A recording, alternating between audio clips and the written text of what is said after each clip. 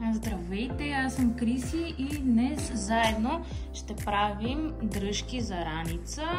Подходящо е и да го ползвате за дръжка за чанта, за дръжка за... Аз ползвам тази плетка и този тип дръжки и за кошнички, но в случая реших да ви покажа как можете просто да си направите дръжки за раница. Наистина може да си приспособявате както пожелаете. Видеото, плетката и самите дръжки, тъй като правим дръжки за раница, съм си подготвила 3 карабинерчета. Могат да са кръгли, могат да са всякакви. Аз при мен имам ето такива трички и за това ще ползвам тях. Преждата, с която ще работя, е висококачествената прежда, която можете да закупите от моят онлайн магазин pillopoint.bg. Има в различни цветове. Тя е като трикотажната прежда, но е доста по-високо качество и е предпочитана за чанти, тъй като, както виждате, лентата върви супер равна, никъде няма дефекти, никъде няма точици, петанца, дръскотинки, възли, на места да е по-тънка, на места да е по-дебела и всякакви такива неща, които има при обикновената трикотажна прежда. И така. И хубавото е, нали, че тази прежда е по-лесна за съчетаване, тъй като при нея така си изглеждат преждите. Много рядко има нещо по-различно, малко по-различна материя и просто се съчетават лесно различните цветове. В другите ми видеа може да гледате други видове плетки за панери, идеи за чанти и всякакви неща, свързани с плетенето на една кука. Ще ви помоля да ме последвате, ако още не сте го направили, и ако искате да ме подкрепите, да харесате видеото, можете да оставите и коментар. Много ще съм благодарна, ако споделите с мен вашия резултат. Не се притеснявайте да ми пишете при въпроси. Имам група във Facebook, която се казва Плетене с трикотажна прежда. Там плетат дамите, там споделят изделията си дамите, които плетат с материали от мен, така че ако правите някои от видеята ми или просто плетете с прежда от мен, много ще се радвам да споделите какво се е получило при вас. И така, хайде да започваме. Така.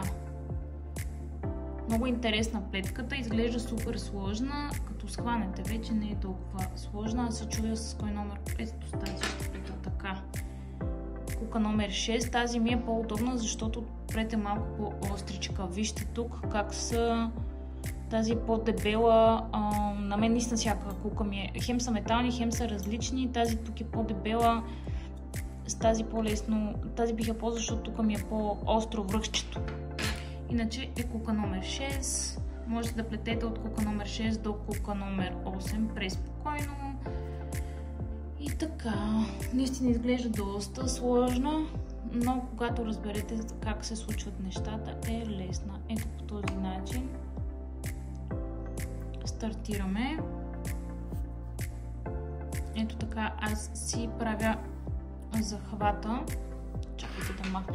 Аз забравих да ви кажа, че може да правите качеството на вашето видео. Ако нещо не ви допада, не ви харесва, аз качвам в супер добро качество и има избор на качеството на видеото, което гледате. Ако ви е много бързо и нещо не схващате, можете да го забавите също така. И така, ето тук започваме и сега си правим една примка по този начин. И от тук сега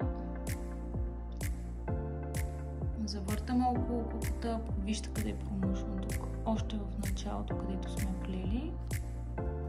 И така имам сега 3 кръгченца с едно върху моята кука. 1, 2, 3. Долната част даже можем да хванем, ако мислим, че можем да объркаме. И какво правим? Ето по този начин завъртаме преждата около куката и не през първото, ами хайде да е. То в началото трудно захваща, после е лесно така. Не през първата не през така, едно, две, не през първото, през второто изкарваме. Хоп. Ето така, трябва да ви изглежда отпред и отзад.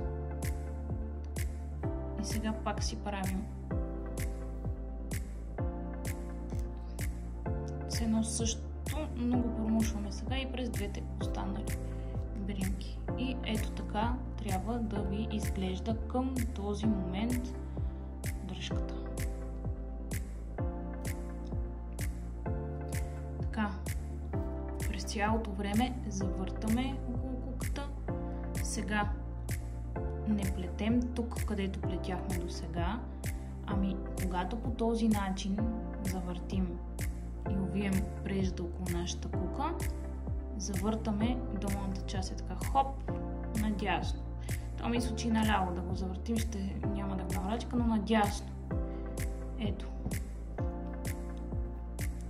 Увивам, хоп, завъртам и вижте къде промушвам. Ей, тук. И пак така имам едно, две, три бримчици, които са ми върху куката. Хайде пак увиваме. И сигурно вече се досещате, не през първата, а през, чакайте, че не мога да захвана, ето тук през втората бримчица. Изкарваме кукичката ни и пак. Хоп. И сега какво правим? Същото. Увивам, завъртам, промушвам ето тук. Можете и през едното, можете и през двете. Айде ще го правим през двете. Тъй като тук ще усетите като плетете, че има две места, на които може да се промуши. В смисъл, едната бримка и до нея има още една, където също така си ви тръгва куката. Така ще ни стане една идея по-дебел. Пак така промушваме. Пак до там.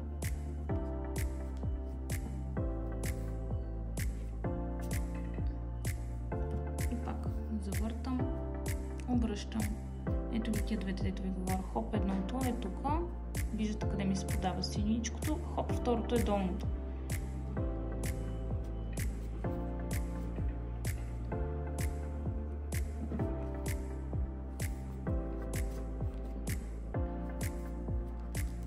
Колкото по-малък е номера на куката, която използвате, толкова по-стегнато ще става. Колкото е по-голям номера, толкова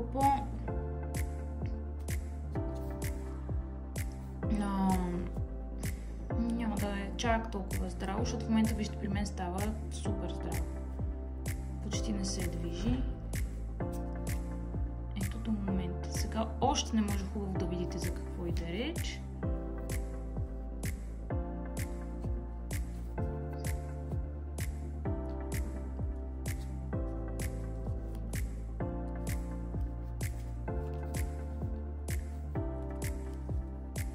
Изплетем малко, ще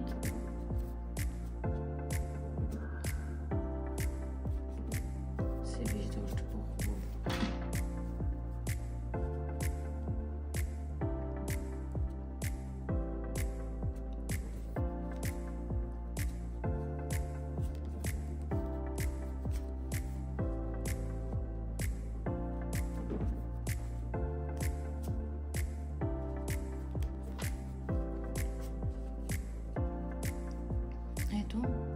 Как се получава.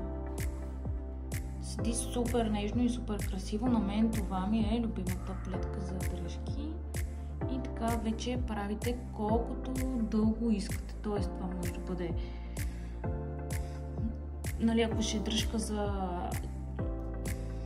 кошница, ще е по един начин. Ако ще е дръжка за чанта, ще е примерно 50 см. Ако е, нали, аз в момента ще ги правя горе-долу по 90 см и когато направя две ето такива дълги дръжки, ще се върна, за да сложим заедно халките. И в момента нямам чанта, на която да ви покажа как точно се слагат, но когато имате примерно карабинеи или халки на на самата чанта или раница, просто когато вече сме захванали съответно металната част, просто както виждате те се отварят и хоп ги захващаме с другата част. Връщам се след малко.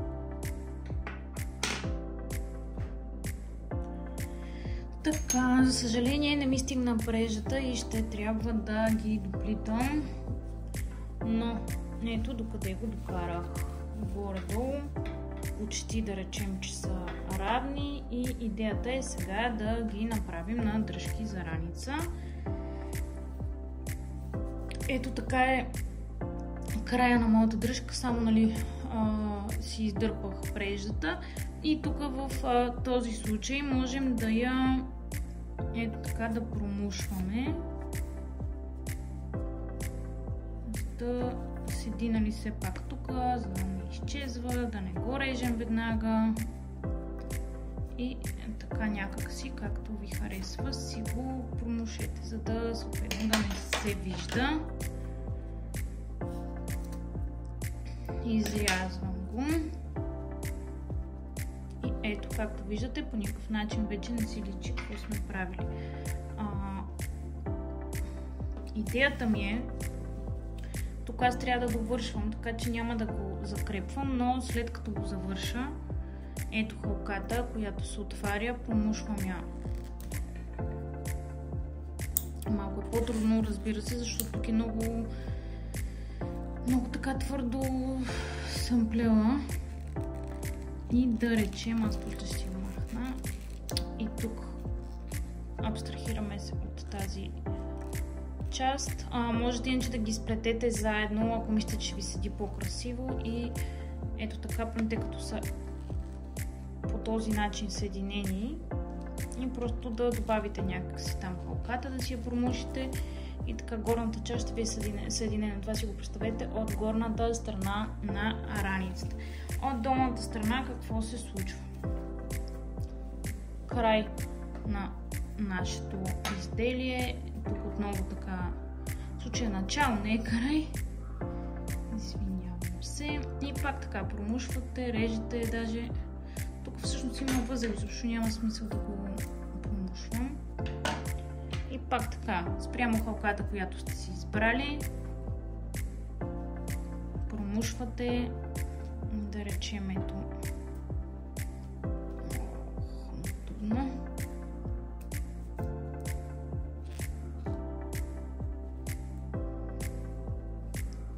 Ето.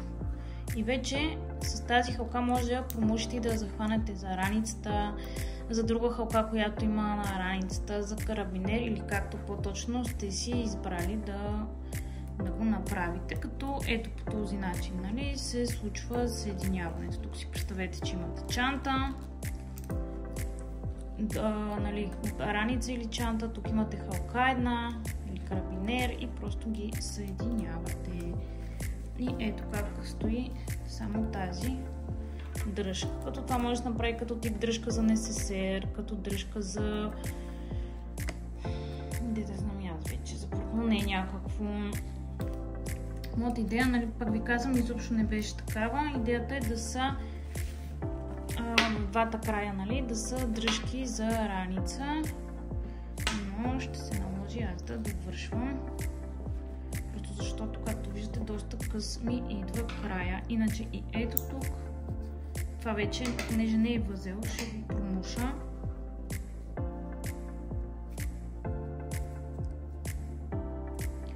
Някъде надолу, като идеята е просто да не се разплита, защото сега ако там го срежеме, директно ще почне да ни се разбридва. И тук просто го напромушвам да си застане някъде си.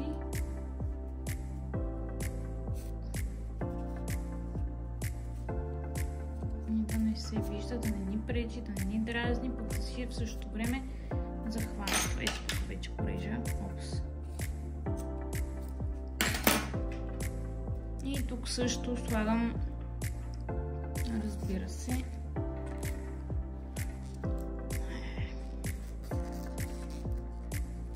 химическа искам да плета стегнато и да седи твърдо и после така с някакви такива детайли. Просто си е мъка и напъване. Ама какво да правим?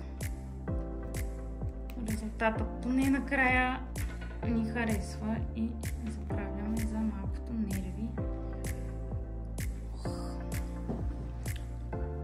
Добре, да ви идеята, аз хванахте, ама... Опа, айде, готови сме. И ето. Ме дразни, че ми седи, вижте това, ама не, горе-долу са така. И по този начин вече си имате ни дръжки за чантараница. Еми, каквото сте си избрали. Ако ви е харесало видеото, не забравяйте да натиснете един палец и ако не сте се абонирали, съм ви много благодарна, ако го направите, защото се оказва, че само 20% от хората, които гледат видеята ми, са абонирани. И така, хубав ден от мен!